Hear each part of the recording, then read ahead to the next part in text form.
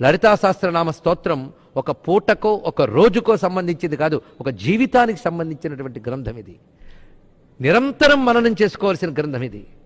ఓపిక ఉండాలే గాని ఈ సహస్రనామ స్తోత్రంలో కూర్పు చేసుకుంటూ వెళితే కొన్ని వాక్యాలన్నీ దగ్గరికి తీస్తే కొన్ని ఉపనిషత్తులు తయారవుతాయి.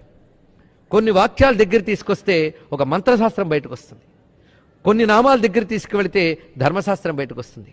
మీ జీవితంలో ప్రతి క్లిష్ట పరిస్థితుల్లో ఏదో ఒక నామం బయటకు వచ్చి నేనున్నానని చెప్తుందండి. పైగా సహస్రనామ స్తోత్రముల్లో ఉన్న శక్తులు రహస్యములు ఎన్ని అంటే బయటకు చదువుతాం కానీ దానిలో మహిమలేంటో మనకు తెలియవు, అందుకే రహస్యనామాలు.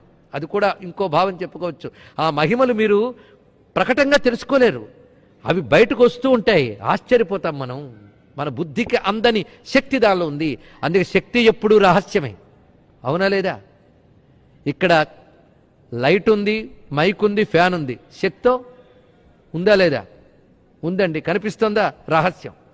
రహస్యమైన శక్తి లేకుండా ప్రకటమైన పరికరాలు పనిచేయట్లేదు. ఆ రహస్యమే లలితా సహస్రనామాల్లో. పైగా లలితా సహస్రనామాన్ని ఎలా వర్ణించవచ్చంటే ఒక్కొక్కసారి ఒక ద్రాక్ష తోట గుర్తొస్తుందండి లలితా సహస్రనామ స్తోత్రం చూస్తూ ఉంటే. ద్రాక్ష తోటలోకి వెళ్తే గుత్తులు గుత్తులు పళ్ళు వేలాడుతుంటాయి. అలాగే సహస్రనామ స్తోత్రం అంతా ఒక తోటలాగుంటే ఒక్కొక్క నామాల గుంపు ఒక్కొక్క గుత్తండి.